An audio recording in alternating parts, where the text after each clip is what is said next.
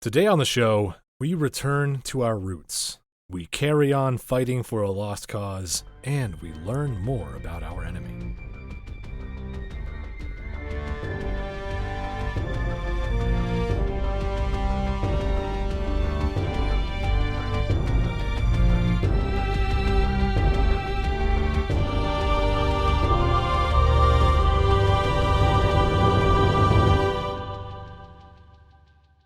Welcome back to Lore Party's special coverage of the Halo television series. On this limited run of the Lore Party podcast, we'll be providing in-depth recaps of each episode of the new Paramount Plus series based on the timeless sci-fi shooter franchise. My name's Connor. My name's Kevin. And my name's Jaden. He's back.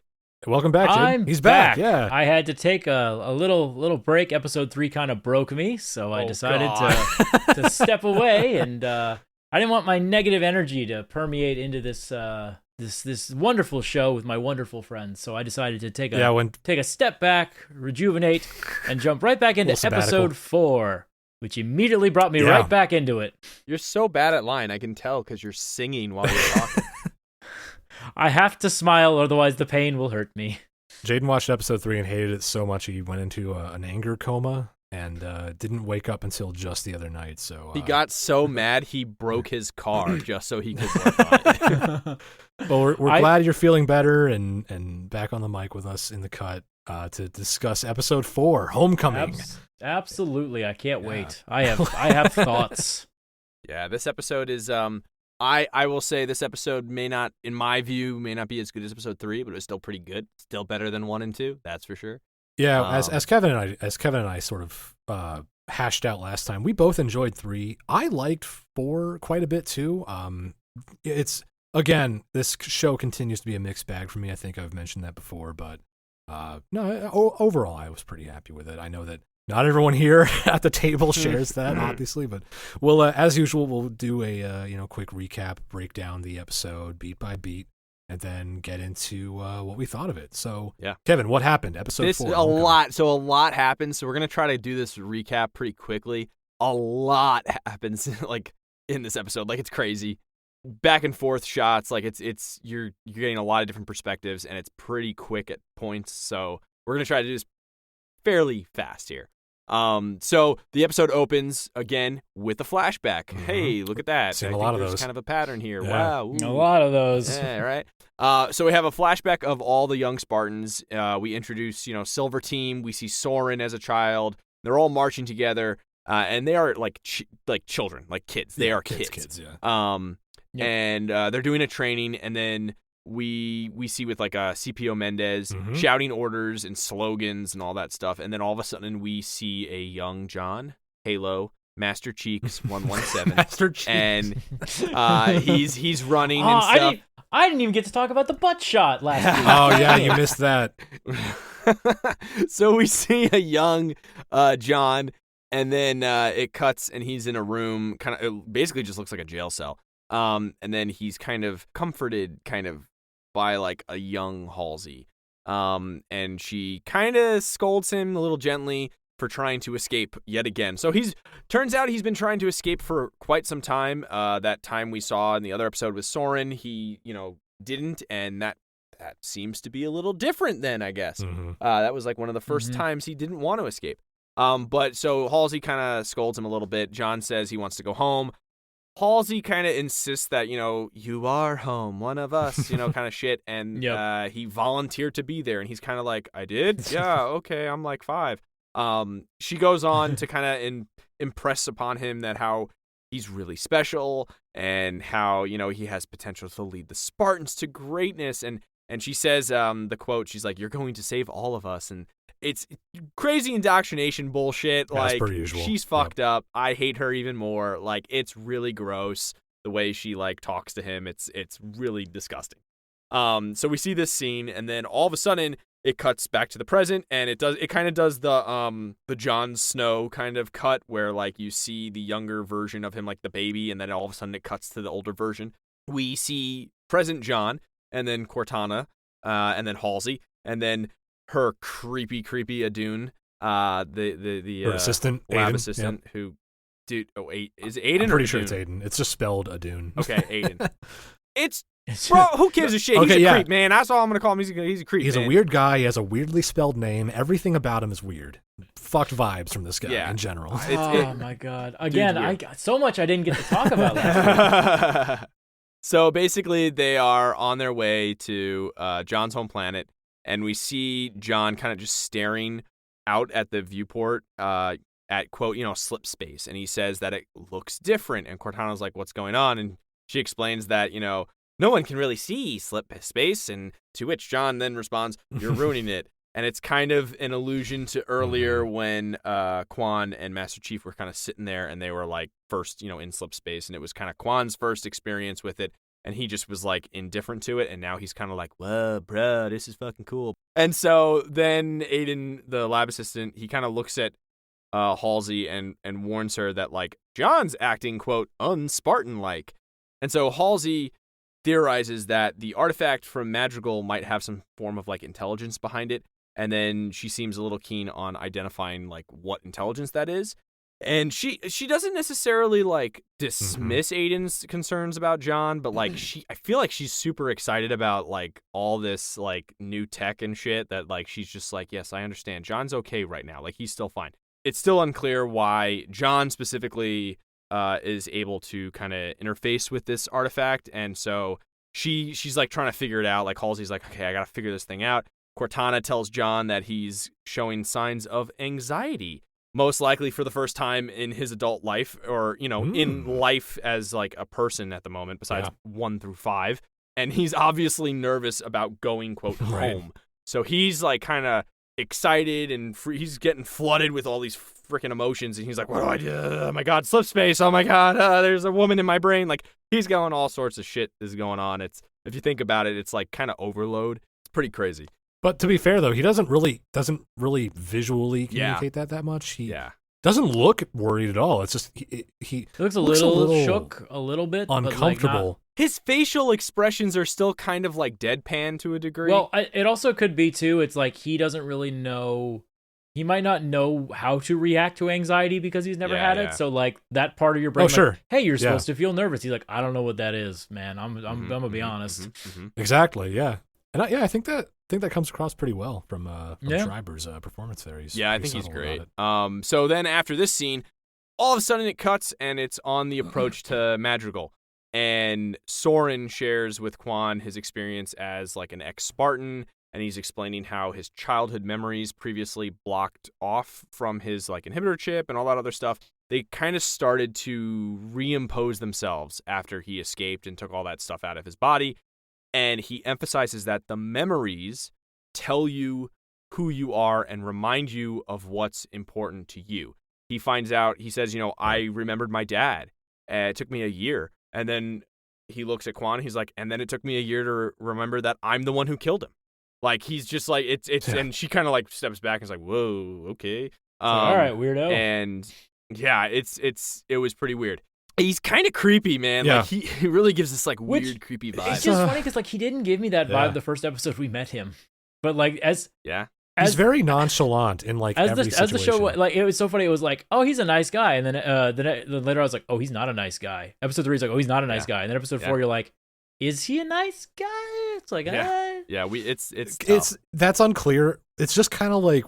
The pattern he's setting is that he's very nonchalant in every situation, whether that's being friendly or being intimidating or being scary. Like everything he does, he's very effortless about. So like it's almost sociopathic. Yeah. Like there's no difference for him between, saying something really fucked up, like I killed my dad, or, hey, John, good to see you. Like they're the same thing to him. He's an interesting guy. I feel like his emotions, even though he has them, the way he speaks and his cadence at times and about specific subjects, he has that almost like John style Spartan deadpan when he says it. Yeah. So it's like, maybe he's still fucked up from all that stuff. I don't know. That's just how his personality is now. That's how he grew up, But that scene is cool to me. It stuck with me because I think that's really setting the theme for this episode. The theme being memories and the power of memories and how they are key to your identity. Yeah, that's your hint for the beginning of the episode. Yeah. Yeah.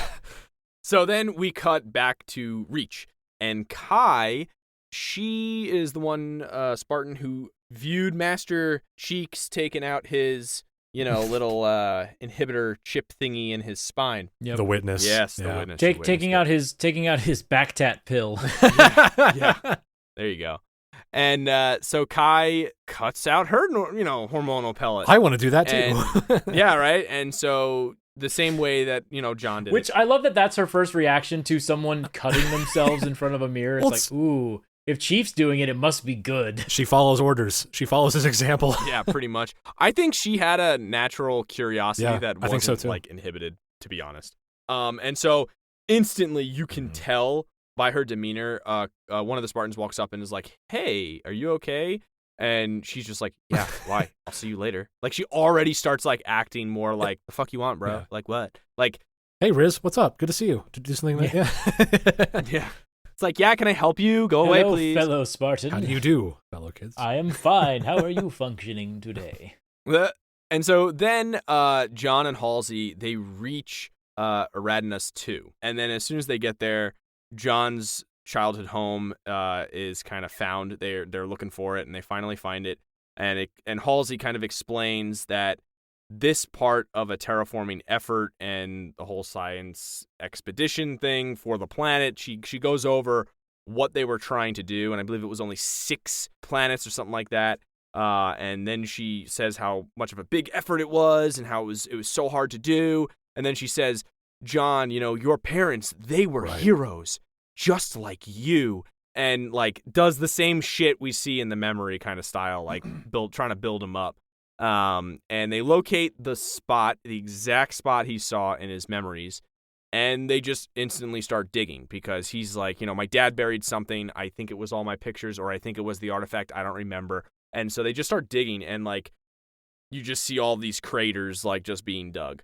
And so then right after that, we cut right away to, Madrigal. And we see Vinsher walking with we see him walking with a gang of dudes. They're all in this weird Matrix style outfits, black leather coats. I saw it and I was like, yo, it's Elon Musk. He's just he's walking like that, and I just pictured that. He even has a Cybertruck, it's right behind him. Vinsher is what Elon Musk thinks he is, basically. Vinsher is the bright spot in the darkness for me because I don't like any of the characters so far. I'm gonna straight up say it. Mm-hmm. Yeah. But I meant to not like him, so I'm like, oh, this is great. Yeah. He's fun to watch always. So he's a bad guy.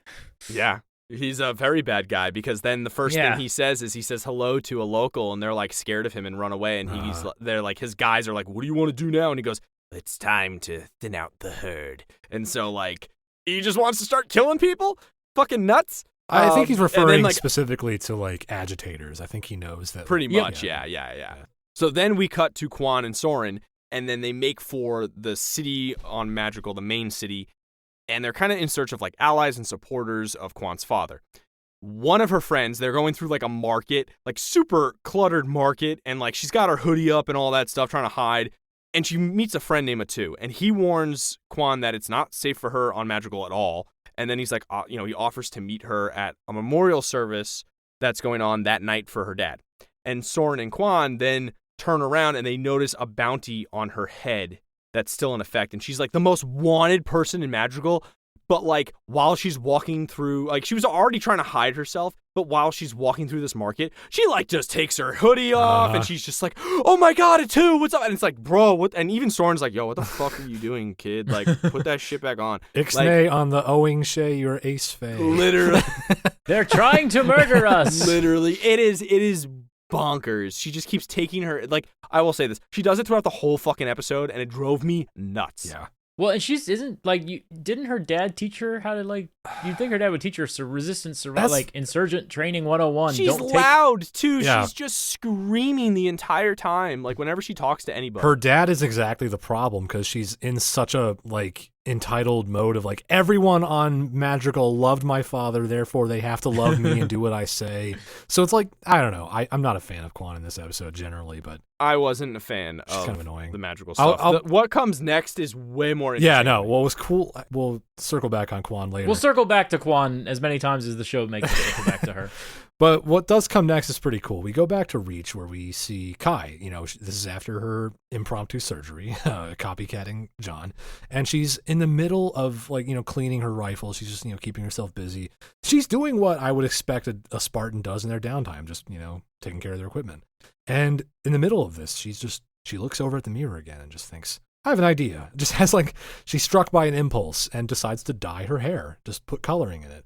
And it's like this haphazard attempt. It's, clumsy. It's kind of amateurish. It's probably the first time she's ever done anything like this. And she's using her gun oil, which is she's using gun grease. Yeah, grease that she was cleaning. I thought her it gun was with. her blood. It looked. I looked away for a second, and then I looked back, and I was like, "Is that her blood?" And I rewind. It's like, "Oh no, it's gun oil." Okay. It was it was way too greasy looking to be blood, and it was just on her hands from cleaning her gun. That's what I assume. So I assume it's something, some kind of lubricant.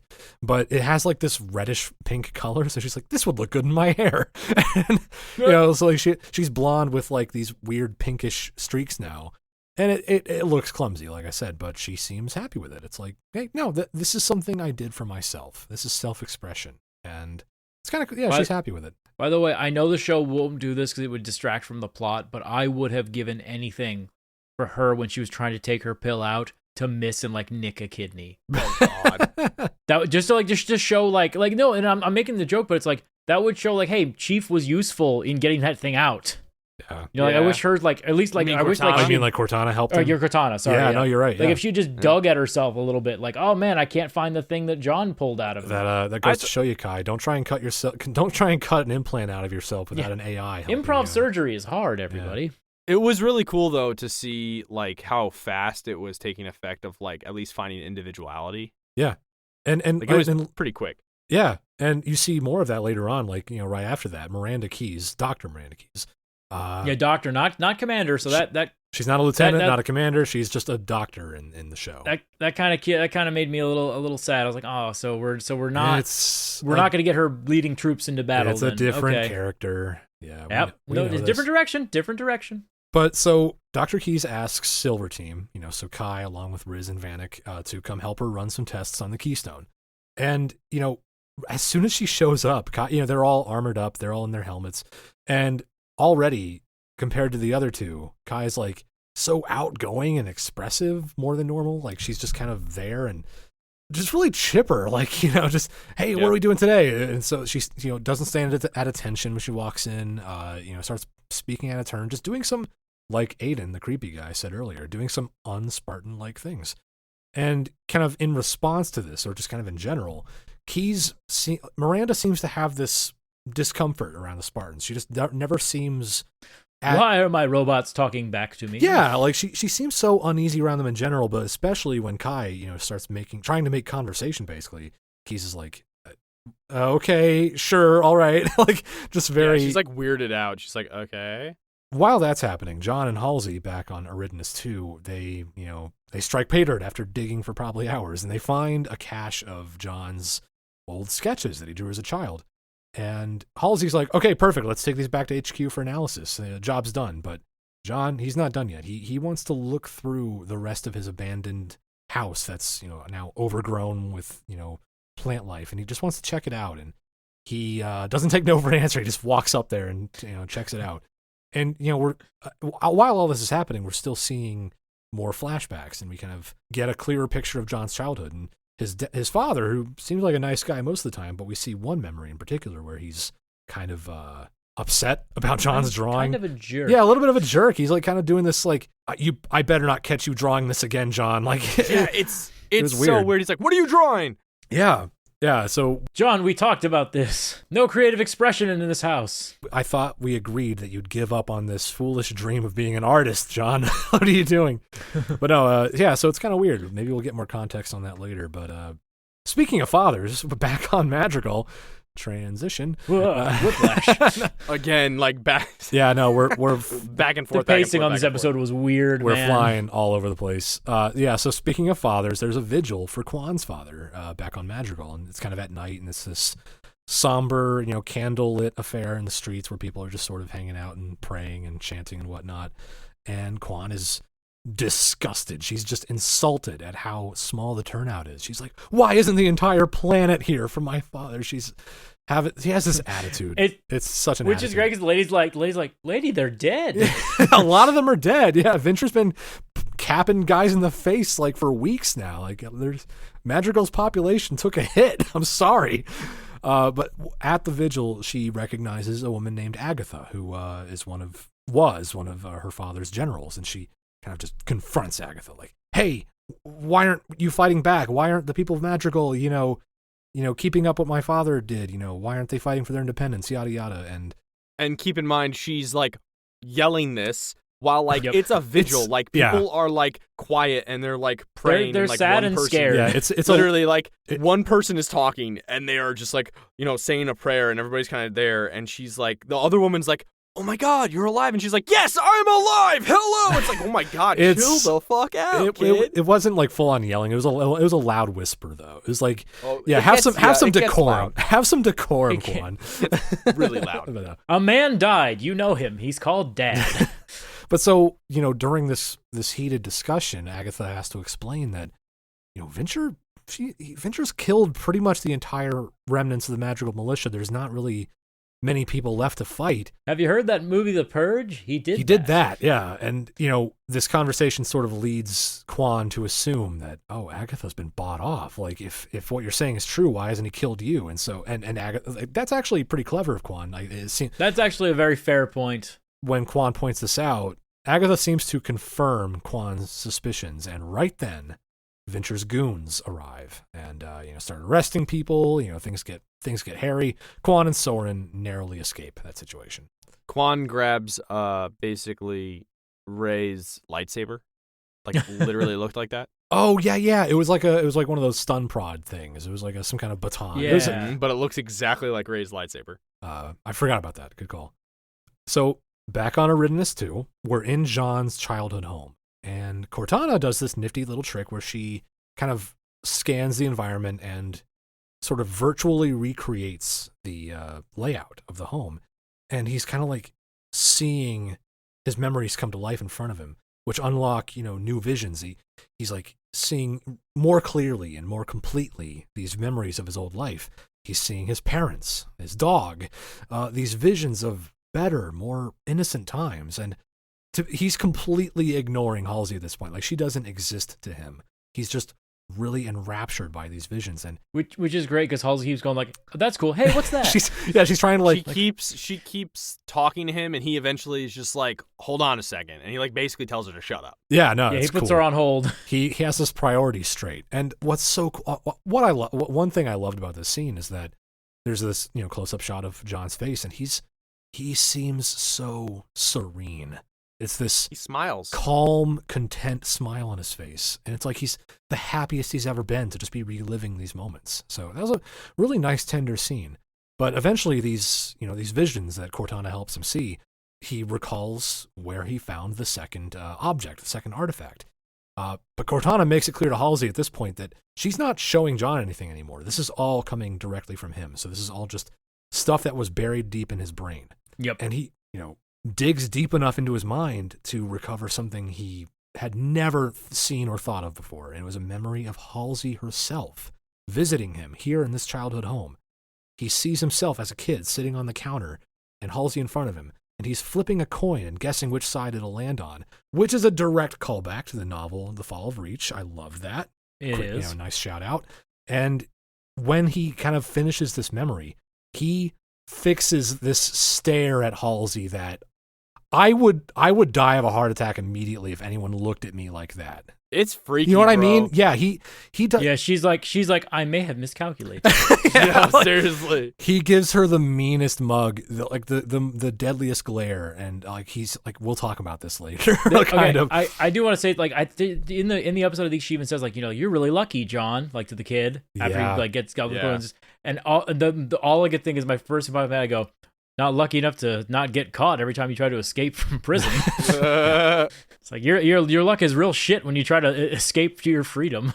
And this does remind us of what Soren said earlier about, after you free yourself from the conditioning and the surgeries that make you a Spartan, like your memories come back, and it's kind of implied that maybe John's interactions with the artifact sped up this process that Soren went through. So yeah, pretty cool stuff.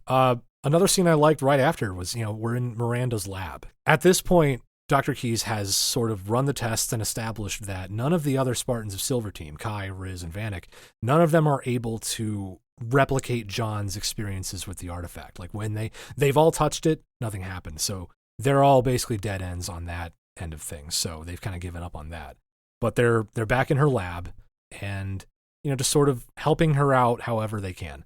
And Kai, again, she's feeling herself and she's just speaking her mind now. And she starts showing some out of the ordinary enthusiasm for military research. And what's cool is that Riz and Vanek, they are still being their reserved Spartan selves, but they kind of go along with it. They sort of sound off. Like Kai's like, oh, this is so cool. Check this out. This is a needler. You know how it works? And, Riz and Vanek sort of weigh in on it. Like, yeah, cool.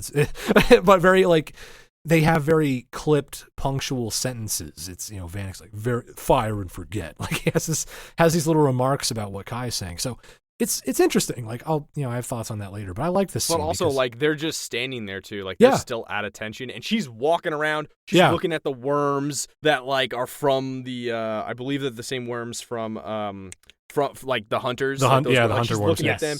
She picks up the whole needler and she's like, "Yo, check it out!" and like call and like. Which okay, I'm gonna go up on a full rant on this later, but it was really funny. Miranda Keyes, she reacts like she's like when Kai picks up the gun, she's like, "Oh my god, don't touch that gun." Yeah. And then she goes, she goes through the whole thing of what it is, and she goes, "Don't worry, see, there's no pink needles up here." And then Miranda's like, I know what a needler is. Like, well, then why were you scared when she picked it up?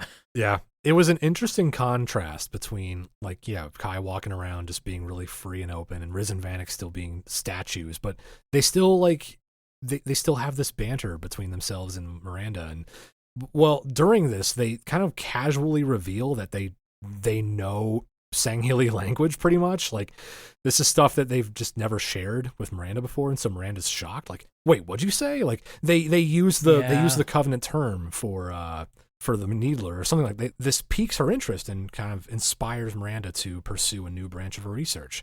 And she's kind of realizing, oh, these Spartans are good for more than just killing things. They're smart too. I never thought to talk to them. And this is actually a continuation of earlier when she's testing them. She again we mentioned how Miranda's like uneasy around the Spartans, and Kai sort of calls her out on it. Like she looks Miranda in the eye and says, "You don't think much of us, do you?"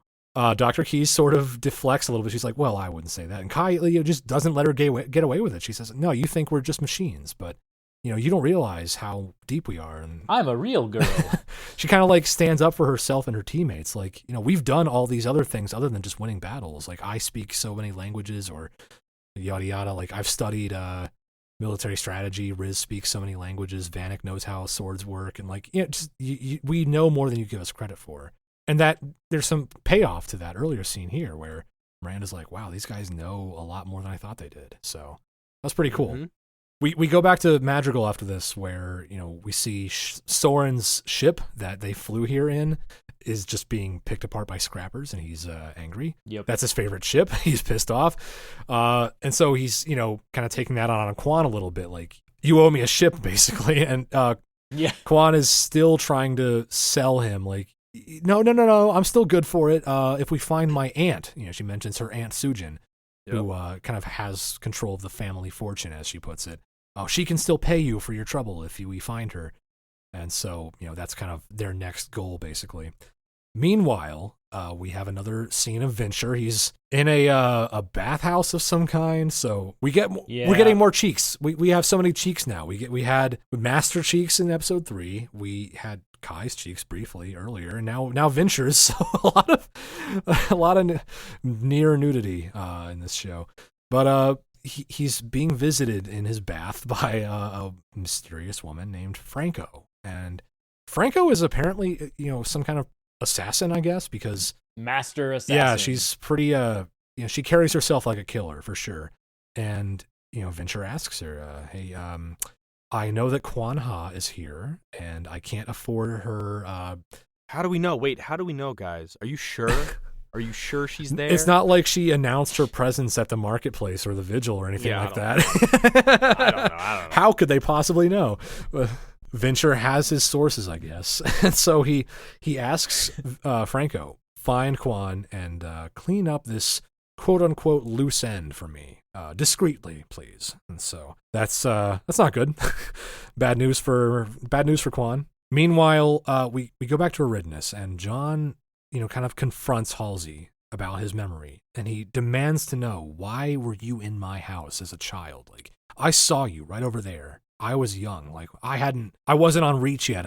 My parents were still alive. Yeah, exactly. My parents were still alive. I wasn't on Reach as a Spartan yet. Why were you here?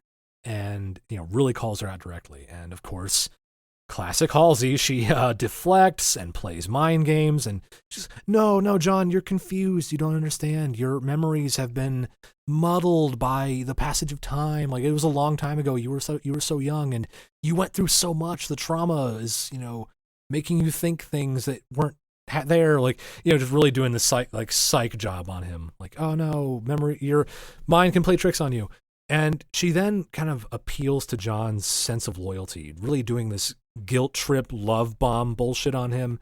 Like, I was always there for you. I've always looked out for you, and I always will. We're pals, man. You can trust me. It's, just really slimy shit. And like, we as the audience, or at least I, you can see right through it. You can see she's really on the defensive. Like, she's definitely being deceptive about something. She's hiding something. And I think John knows that too. Even though, like, she, does that spiel and he sort of drops it at that point, but I think he wasn't entirely convinced. Meanwhile, Quan finally meets with her Aunt Sujin. She manages to meet up with her along with Soren.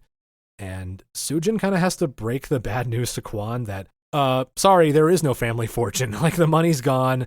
We're broke. There really aren't any people left on Madrigal who are willing to continue Quan's father's fight. And, Quan finally lets her emotional guard down. Like, her fire burns out a little bit. She kind of, on the verge of tears, admits that, I feel like I have to do this. I have to pick up where he left off because he died to save me. It's like a very emotional motivation for her. It's like, I think she realizes at that point, like, how she's pursuing it is not rational. It's not practical. And that was an interesting moment. And Sujin kind of additionally confesses, like, in another revelation, like, Quan, your father wasn't what you thought he was. He was kind of crazy in the end of his life. She alludes to these kind of vague mystics, these people who live in the desert that Quan's father met with once, and they sort of led him astray. Like, there was some kind of weird prophecy. Now we got a prophecy. Yeah, a prophecy. Another one of those. Those are great. And it was very vague at this point. Like, we don't really get much concrete information about it, and neither does Quan. So she's kind of left hanging when Franco shows up. Like, this whole revelation's cut short because Franco shows up, kills Sujin's guards, then Sujin herself, and again, Quan loses her only family, really. She can't seem to catch a break. But interestingly, Quan and Franco seem to recognize each other. There's like this moment where it seems like they know each other from before, which is interesting. Mm-hmm. So Quan is saved at the last minute, luckily, by Soren, and they escape together, and they kind of leave town and look for another way to get off planet. And real quick, Soren has this, like, literally, it is a Destiny handgun. Like, yes, it straight up. I thought, I saw it, I was like, that's a hand cannon. That's that's the last word or some shit. It's pretty cool. It looked straight out of Destiny. So I will say it was so They cool. gave him it looks like a gold-plated revolver, and I was like, I mean, I love it. He's a criminal ruler of this outpost. That so is he has a that's a pirate gun for sure. I like. Yeah, that. it's a pirate gun. It was totally cool. I will say that was pretty sweet. Yeah. So we're nearing the end of the episode. John and Halsey, kind of the climax is they're setting off to find the second artifact. And, they're driving off into the distance to look for, the spot that John remembered seeing. And while that's happening, we kind of go back to Kai and Miranda. It's just the two of them now. Riz and Vanek have sort of been dismissed at this point. But Kai and Miranda are, like, bonding over their... they're hanging out. They're palling. Yeah, they're just palling around. And they're just, like, working on their, Sanghili translation project together. And they start bonding over their shared experiences of being raised, sort of, by Dr. Halsey in their own ways. Like, Miranda is literally Dr. Halsey's daughter, but didn't really have much of a mother-daughter relationship with her as far as we can tell. And similarly, Kai was trained and indoctrinated by Halsey, but, neither of them had they have this shared sort of trauma of having Halsey be a formative person in their lives. And as they're working together, they realize that the Covenant chatter they've translated from the Sangheili warriors, they're realizing that the elites are mentioning something called the Sacred Ring. They're sort of uncovering clues about something they call Halo. So they're kind of hot on the trail of the same thing the Covenant's after. So they're piecing together the puzzle bit by bit. And I kind of like that, Kai, she's been on this emotional journey this whole episode, this whole process of self-expression and learning to think for herself. And she really bonds with Miranda here, saying, like, in a way, we're almost like sisters. So that was a pretty cool moment. Yeah. Mom was an asshole. Right? Yeah, she sucked. And, this final monologue from Miranda sort of seals the deal. She's talking to Kai about, what Halsey's like, what drives Halsey, what really motivates her and defines her as a person. And she's kind of like warning Kai, like, this thing you did with your hair, and indirectly it kind of applies to John too, about these, quote, small acts of rebellion. Halsey will see them as glitches in this grand experiment that she sees the entire universe as. And as Miranda knows too well, Halsey does not tolerate glitches. So we're kind of left with this tone of ominous look. Yeah, ominous tone that, Halsey's going to be a problem for these characters when she sort of stops getting what she wants, because as Miranda makes it very clear, like, Halsey gets what she wants. Don't be a miscalculation for her because she doesn't like those. Okay. Now, we've gone through the whiplash of this episode, back and forth, the pendulum swing.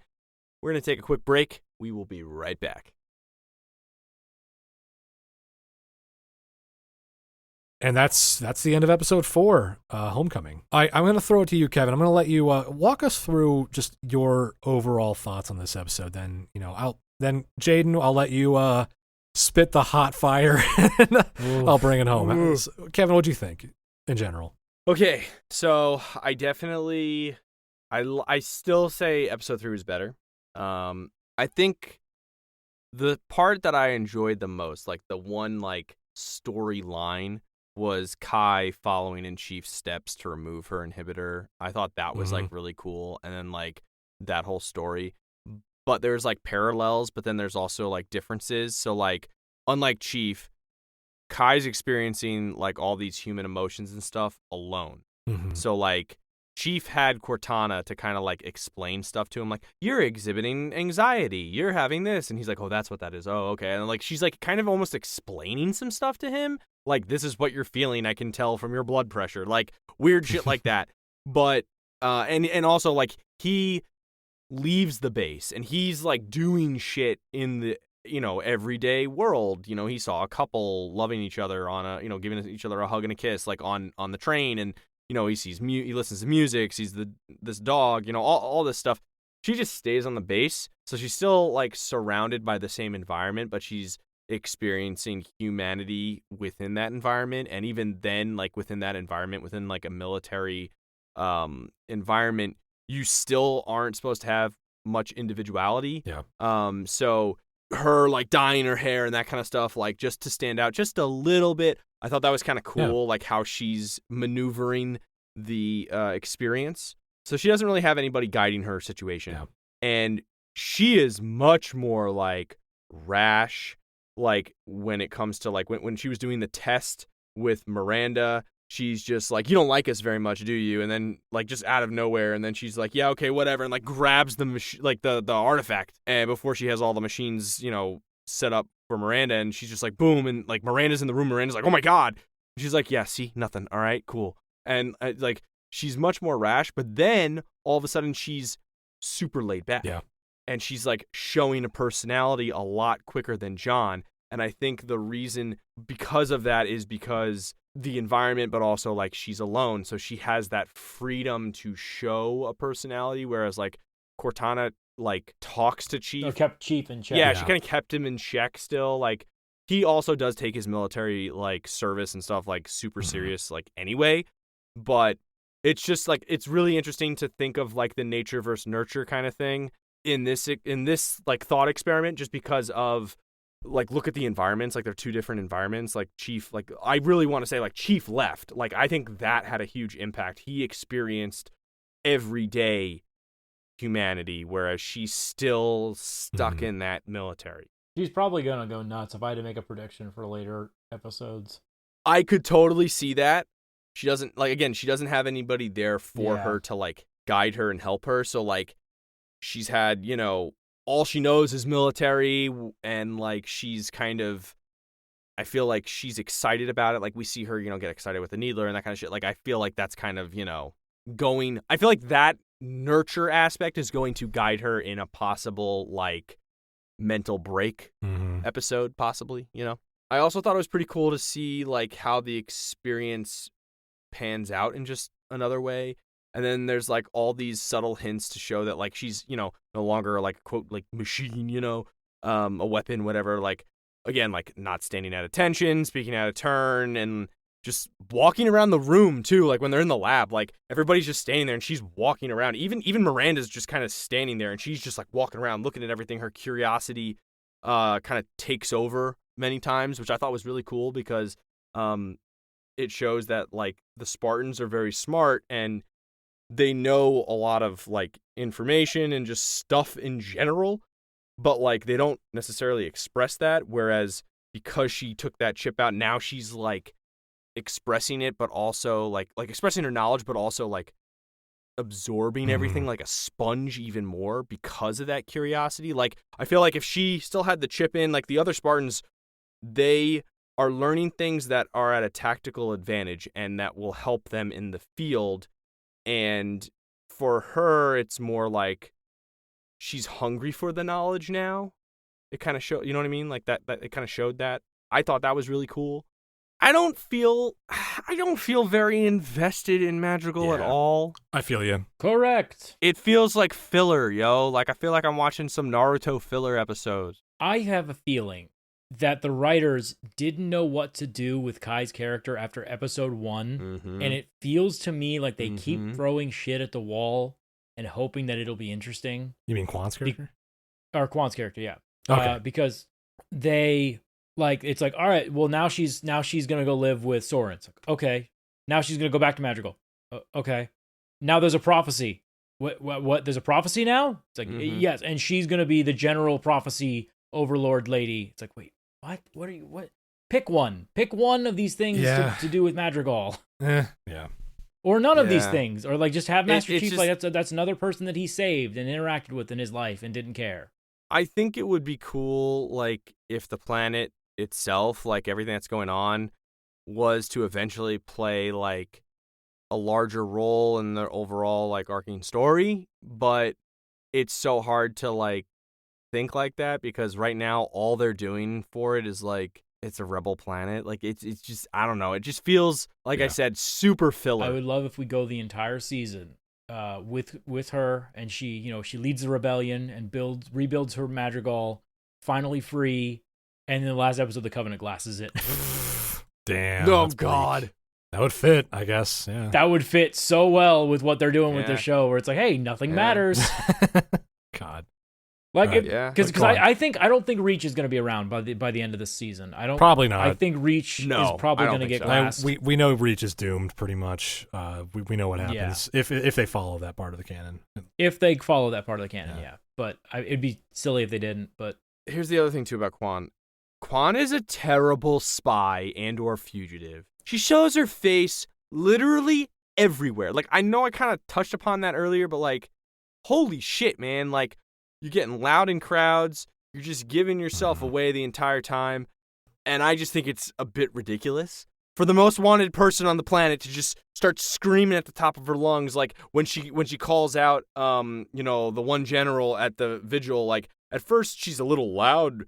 And then all of a sudden, like when she calls her out, like, why are you still alive? She just gets really loud and everybody starts kind of like turning. And I'm like, what the fuck is this kid doing? Well, like, that's just, they're trying to show her naivete. Like she doesn't know how to be a general yet because she hasn't gotten there. Yeah, she's just a kid. I don't know. Kids make mistakes. But that's not what I'm saying. But like, if you're going to die, you're a fugitive. They're trying to kill you. Shut the fuck agree. up, man. Like, you gotta be hiding. Like she's being dumb, but that's kind of part of her character. She's a kid. Kids make mistakes. Teenagers are dumb, dude. What do you want? I don't know, life or death, though. Teenagers are dumb. No. I have a couple little things too. Like, I think John definitely owned a Great Pyrenees. I'm just gonna make that like quote canon for this because like I have a Great Pyrenees. I know I said that before, but like that dog was a Great Pyrenees. I'm just gonna go with that. And then speaking of pets, the whole storyline in the lab, the Spartans are talking about how they all had pets, and then like they were in like mock combat stuff, and if they lost, they had to kill their pet.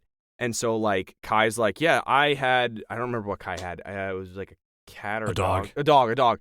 And then like what's his face had a pig. Vanek had a pig, yeah. Yeah. And so like they all named them and stuff, and they all actually kind of seemed like happy of their animals.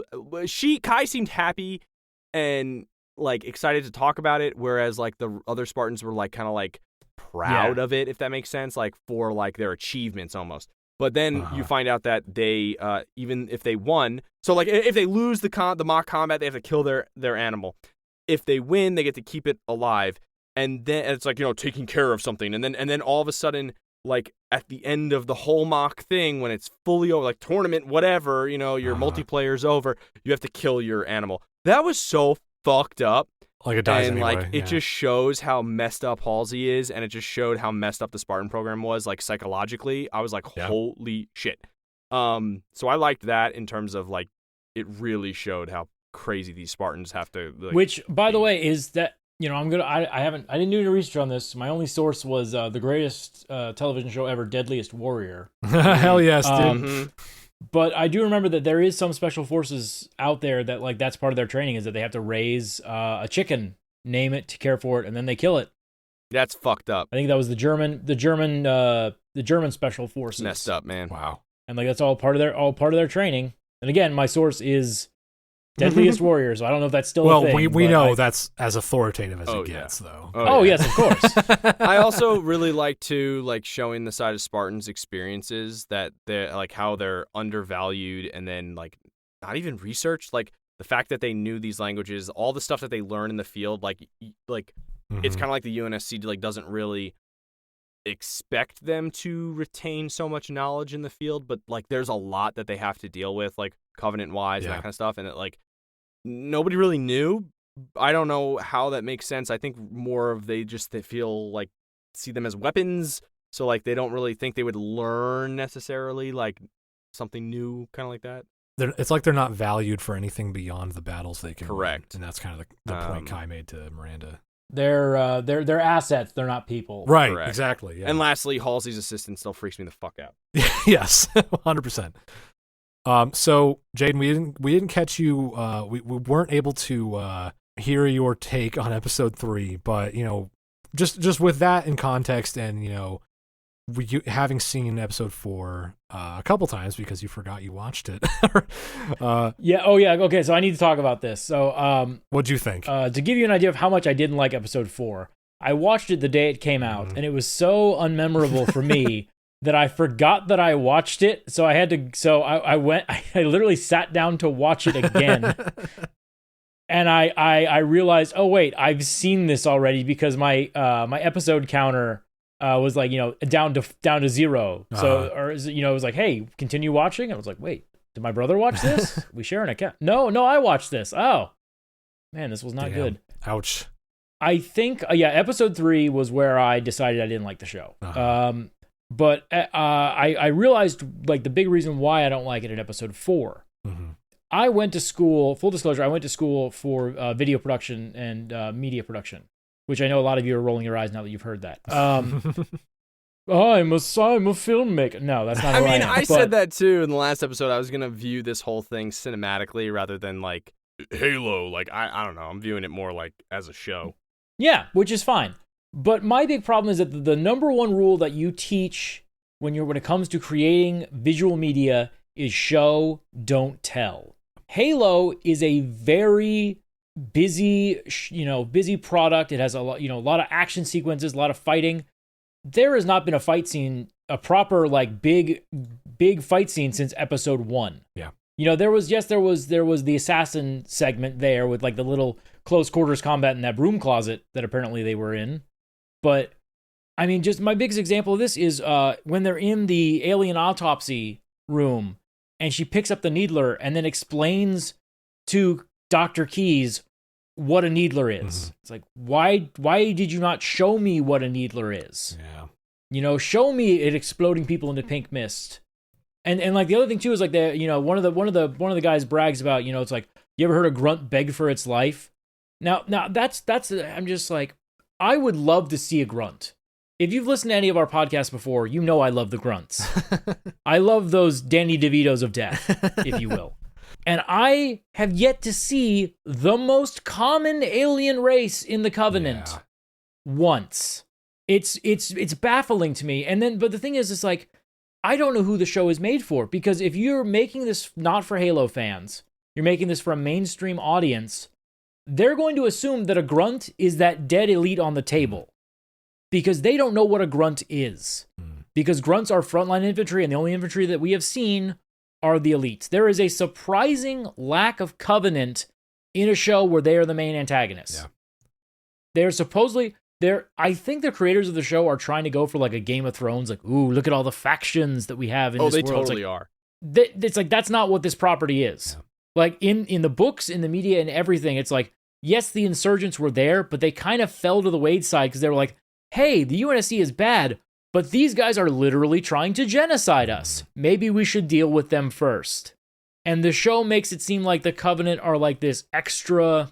sideshow. Like, let's not worry about that. Let's find out what's going on Madrigal. Yeah. And I'm like, it means nothing, because the Covenant could show up and kill everyone. Well, don't forget, though, when it comes to Halo, the whole point of Spartans, the creation of them, was to quell human resistance. And so I think what they're doing at the beginning of this show specifically is to show the infighting within humanity, and then kind of sprinkle Covenant on it, and like then...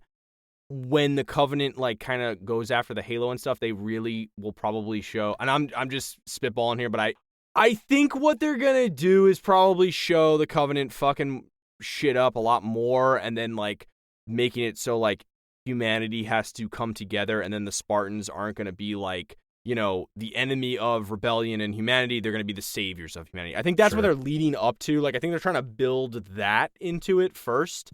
And then maybe if they do another season, they'll make it way more about like Spartans versus elites and shit. I sure hope so. I mean, I would hope so, but it's like, also, I'm like that's the more interesting take. So why are you wasting all this time with me to pivot to that? But also, I think honestly, like if I'm using the Game of Thrones metaphor, I think they're trying to turn the Covenant into the White Walkers. Because all like the insurgency is like, oh, these guys don't exist. Like, oh, I always thought it was propaganda that the Covenant were around. I'm still gonna watch the show, but I'm only watching it to talk with you guys about it, because I like talking with you about this stuff. I'm honored. I appreciate that. Yes, because I enjoy the content that we are creating, but but honestly, I feel like I put more time into my review of this than the creators of the show did making it. I will say I 100% agree that we should be seeing grunts by now, and I 100% agree that there need to be more actual battles with the Covenant. Like, that's what I want to see. So I like exploring Chief's humanity is a great thing. I'm glad I'm here when for that you too. do it in spurts. I feel like they're getting that out of the way first, and it's a mistake. It's like, that is what man or machine. That debate has been the core debate of Halo for so long. But you're not having the like it was on the side because you needed to see why Chief was useful. Yeah. I get that. Chief should, in the old canon, Chief's being thrown from battle to battle. He never gets a chance to rest. Yeah. Like, he's been out of combat. Like, he hasn't shot a gun in 3 episodes. Yeah. He's a super soldier who's not being a super soldier. And I'm like, I don't understand who this is for. I'm just trying to figure out, because I don't like any of these characters yet. There's not one that's made me go, yes, I like you, because they keep throwing this unnecessary stuff on something that's a very simple premise. It's like whoever is creating this wanted to be big brained and like tell this deep, rich, lore filled story. And I'm like, cool, but you're not doing the other part of this that is already deep and lore filled. That stuff is interesting, but it's not interesting to me because I want to make my own thing. Who you're sounding like, though, when you say, like, he hasn't been a weapon, like, he's not a weapon. There's one character who continuously keeps saying that, and you're agreeing with them a lot. And I mean, it's not Halsey, but it's Halsey's assistant. He keeps saying, he's a weapon. He's not acting like a weapon. Like, why are we doing like he should be the like he's a weapon. He should be a weapon. Why are you letting him kind of become a human? Why are you letting him do? So you're agreeing with the fucking weirdo. I'm throwing that out there, man. Like you know. I mean, you can say that. You can be mean and say a horrible thing that you relate me to that monster. You fucking asshole. But here's the thing, though.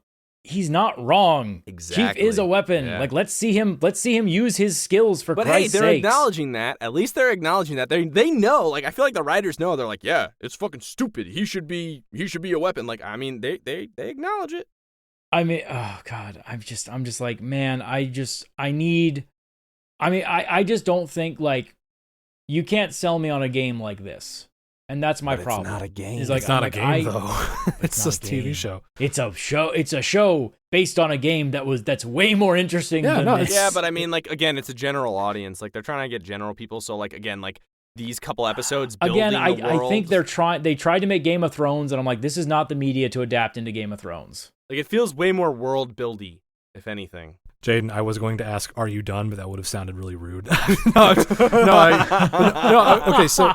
No, Connor, I'm not done. I still have the mic, Mr. Senator, I still have I will not yield the floor. No, I hear all that. I respect all that.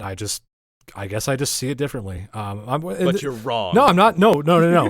This is not an argument show. I know. This is not a show. This is not Halo series on Paramount Plus. Is not one of those shows that I'm going to fight people on and like die on a hill over because I enjoy it. I'm enjoying it so far, but there are many, many valid criticisms, and there are many of perspectives that are completely subjective that I just don't share, but I see the point of. So to Jaden's gripes and complaints about the show, like, I really have no answer other than I like it. It's fine with me. Like, there's really nothing to say other than, we're experiencing the same show. We're just taking it in very different ways. Yeah. So, no, it's like... I do actually, Connor, I do want to put you on a hot seat real quick, if you don't mind. Go for it. Step in this chair for me real quick. The seat is quite... Oh, yeah, I'm settling in. It's pretty comfy in this okay, yes. Okay. There's some soda to the left there. Thank you. And some chips. Very nice, very nice. See what I'm doing is telling, not showing, because we're doing an audio medium. Fucking assholes, writers. You, after watching, I think it was episode 4, you tweeted a very suspect tweet. You tweeted out, I'm going to make sure I get the exact quote here. I wasn't prepared for this. I just wanted to fire this back at you. You said something to the effect of, this show is fine for you because you weren't expecting it to be great. Sure. But for what it is, you're enjoying it. Sure. Is that basically the concept of the quote? Yeah, it was more or less like the key to watching it for me is just not expecting anything other than, that wasn't bad. By that metric, I liked episode 4. It was decent. Okay. I just feel that is not a good metric to judge a product. I'm not saying it is. I'm just saying it's the metric I'm using. That is the metric to judge the waffle maker that you got on sale on Amazon. It is not for a product that allegedly cost $12 million an episode to make. I'll be very clear about something. I have really low standards for TV. And let me say why. Because there's so much of it out there to watch that, like, I just don't see the point in getting wrapped up in, like, what's good and what's not good. Like, I don't care what's good or what's not good. I only care about what I enjoy watching. And because, like, my time is valuable to me, and I'm not going to waste time watching a show I'm, like, literally not having fun watching. So, like, that's my only metric. That takes precedence over whether or not I think it's a technically, objectively good product. I don't really care about that. I care if I enjoy it or not. And just if I can get specific on what I did like about this episode, or even the things I didn't like. Yes, please. Well, I hope that answers your question. Like, I yes. know that's not a good, like, I know that's not the ideal that TV should shoot for. I know that TV, like, can't, I know that this series could be better. And I know that generally TV shows should strive to be better than the Halo series has been so far.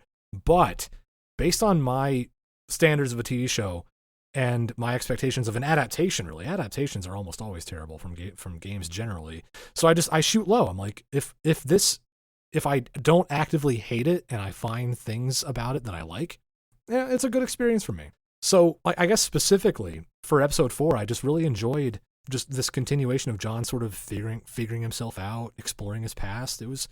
I loved that scene where he's just like, remembering things and smiling. That was a heartwarming moment, and I really enjoyed that. And like related to that is Halsey's discomfort at like seeing him relive this stuff and like knowing that he's going to uncover things that are very bad for her. And I it's satisfying to see Halsey be uncomfortable because we all don't like her. So, also like I really liked Kai, her growth here, like her moments of stepping out into her own and watching her think for herself. I found it a little strange that Riz and Vanek kind of just let it slide. They didn't seem concerned that Kai was behaving kind of out of the ordinary at the lab. But the flip side of that was that the banter between Silver Team was really entertaining. I just liked watching them open up a little bit and kind of, the fatalistic and sort of like dark gallows humor way that they look at the world is really interesting to me. And I like seeing more of them just sharing their thoughts on things. Like, yeah, Kai, you mentioned Jaden, the grunts thing. I agree. We need more grunts. We should, or not even more grunts. We need grunts, period. We haven't seen them yet. But no, even without that though, I just liked, have you ever heard a grunt beg for its life? And Vanek just like kind of chuckles. He's like, it's pathetic. Like, I don't know. It's just fun watching them shoot the shit together. Like I just enjoyed that on its face. And yeah, no, there's missing context of what grunts are. And I agree with you there, but I still liked the banter. To Kevin's point, the Madrigal arc was pretty dull to me at first. It was kind of the B plot of this episode. And at first I wasn't a fan of it, but I thought it went in an interesting direction toward the end, at least. Like it at least went somewhere. But while it was happening, I remember feeling kind of annoyed with this really, I'm going to call it a trope. I'm going to call it like the generic teenage character with a one-track mind trope, where like it's a young character and they're just doing dumb stuff and not thinking things through. Like it's a trope. We see it in a lot of media. And we touched on this earlier. Like we talked, Kevin, we talked about like, yeah, she's a bad spy, but also she's kind of a clueless kid, just doesn't know this stuff yet. But so that was a little bit of a turnoff for me. But like I did see when she started to question the value of this crusade she's been on, when she starts to like hear these things about her father that's making her question her motives. I was glad to see that payoff, like that kind of growth in her, or at least a little bit, at least a hint of it. So the Madrigal part of the episode went somewhere at least, but it was a little dull at first. But well, it was a little treat to see Soren just front kick a dude across the alley and like, just break some arms, like showing some of that Spartan training in a quick little fight scene. So that was pretty cool. Just throwing it out there, more scenes of Bern Gorman chewing the scenery. I'm never going to say no to that. More Venture. Again, the bright spot in the darkness. I'm like, I'm supposed to hate you, therefore you are a good character. More Venture's fun. He's a fun character. He's fun to watch. And I'm going to point out a few lore tidbits that I really liked seeing. Yes, Kai please. was talking about, learning Wolfpack tactics in the Spartan program. That's in the book. I vividly remember a passage from The Fall of Reach where the young Spartans watched holograms, like, holographic projections of wolves hunting their prey and kind of learning that tactic. And, also, John's memory of him calling out eagle side up when he's flipping Halsey's coin directly from the books. Loved that. Kai saying that she studied military strategists from Sun Tzu to Preston Cole. That was awesome. That's not from the books, but Preston Cole is a book character that they called out. Fucking awesome. Yep. Loved that. Cole Protocol was in effect. That's right. We mentioned that. Yeah. I love that too. CPO Mendez, Chief Petty Officer Mendez, was the drill instructor for the Spartan program. And so he was there at the beginning. I could have used more of him, but it was pretty cool that he was at least mentioned. So that's all to say, like, the way I generally approach this show is like, I'm just watching a TV show based on some stuff that I know, but it's also doing a lot of new stuff. And the main source of enjoyment for me at this point, especially for this episode, was just kind of letting it happen, taking it as it comes. And when I notice something that's from the books, I point, I do the Leo thing. I do the Leo DiCaprio thing. I'm like, that's cool. I like that. And then I move on. And that's how I just sort of let the show wash over me. And yeah, I think I'll agree with Kevin. I think episode 3 was still a little bit stronger, but I thought this one was generally pretty solid. But no, Jaden, you're right. I need more battles. I need grunts. I need this show to really start going somewhere. It did some cool stuff again, like in episode 3, but I really hope it goes somewhere soon. I hope it goes to some like big set piece battles, and we really see what Spartans are made of. And John has, some more action. It feels like they're afraid to do action. It's like either sequences. they're really they're keeping their powder dry for like the season finale, or they're just waiting to bust that out. But no, yeah, it is. It's not in a slump that I thought like. Okay, I thought episode 2 was a little bit of a slump, and then 3 and 4 are starting to bring it back a little bit. At least with like interesting character moments, if not with set piece action. So yeah. I'm hoping that we get to a point where we're really balancing character moments and set piece action in a really like dynamic way. I hope we see that at some point. That's who knows, but as usual, we're left with who knows. For me, the more Cortana, the better, because I'm enjoying just that aspect a lot. Yeah, I like this. I like this version of Cortana so far. Yeah. Now, again, mixed bag generally. That's been my verdict so far. Some cool stuff, some boring stuff.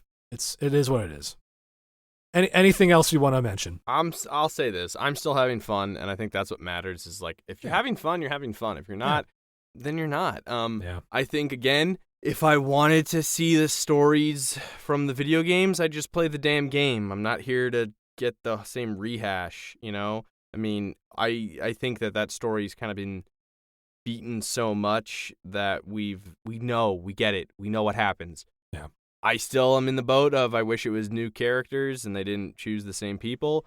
I think this kind of prequel style situation is fine, whatever, I'll take it. But I will say, the magical stuff is really boring. I'm sorry, I'm not invested in it. Yeah. I don't have a reason to be invested. Yeah, I get at least I think me knowing that I know like the Halo and all that stuff. Like I know that it doesn't matter. Unless it does, who knows? But for the story, as of now, bleh, okay, whatever. And yeah, I think the exploring humanity stuff is cool. And I will say, for what we're getting right now, as a story of what it is, taking away the Halo part, yeah, it's fine. I think to get generic people to watch, I've had people that I know who've never played the games are like, yeah, I'm watching that Halo series. Now they're total boomers. And they're like, I'm watching that Halo series. It's pretty good. This is what you kids were talking about. And I'm like... And I'm screaming into the mic, no, please, God, don't think this is what it is. But I tell them, I'm like, it isn't, it's not. And again, like I said in episode 3, like, the only analogy I can think of is like an Uncanny Valley style analogy. But they are enjoying it. And I think if people who have never experienced Halo are at least getting invested in this, and then it makes them interested in the games, I don't think that's a bad thing. I would love it very much if like the 60-year-old man who turned this on instead of Blue Bloods starts like, I'm gonna pick up the games, and he picks it up. He's like, there's way too much action in this. What's going on? It's so fast. Where's my slow discussion about humanity? I will throw out there really quickly. My fiance, who knows nothing about Halo, does like this show. She says it's actually pretty interesting. So I don't know what that means. She's never played a game, never read a book, but she does think the show is pretty cool. So take that for how it is. But hey, and that's fine. My final thought. I'm like, man, I'm gonna keep watching because I love talking to you guys about it. But I mean, I'm just like, I wish to God we had some, like, either of you had something better to say than like it's fine. I do too. Like that's the biggest crime that I think I will accuse this show of. It's like neither one of you can come out and be like, oh, this show is fantastic. I wish that we could have a lively debate about it, but it's like, it just feels like it's like when someone gives you creamed spinach. You're like, it's fine. Like I didn't want that with my dinner tonight. See, but like we I'll thought eat that it. about Like, episode fine. 3. I was promised green bean casserole or sweet potato casserole, and I was given creamed spinach. And I'm like, clearly you took time to make this and you prepared it. I also wish I could say it's fantastic, but I am glad to say that I can point out things that I like about it. I can point out scenes that I enjoyed. There you go. Themes that I enjoyed. There's things to like about it. It's just not an overall amazing experience. It's not like as a package, as a whole, it's not blowing me away still. Yeah, we said we really liked episode 3. Like episode 3, we're like, yes, this episode, this is legit. But then like as the whole package so far, the package it's better. It's a better package. It's looking a lot nicer, but it still feels like, somebody beat the shit out of my package on the way to my house. Yeah. No, you know what it is? You ordered Halo off of Amazon, and when it was delivered, you went, "What is this?" And they go, "It's Halo. It's got 2 A's in it." We got the Wish version of Halo. God. Yeah, you got the discount version of Halo. I got the Mega Blocks instead of the Legos. Well, that about wraps it up. We hope you enjoyed this episode. I certainly did more than watching it. And if you did, please take a second to rate and review us on Apple Podcasts. It really helps us grow our show. And of course, be sure to connect with us on Twitch, Instagram, and Twitter at lore_party. Thank you so much for listening, and we'll catch you next time.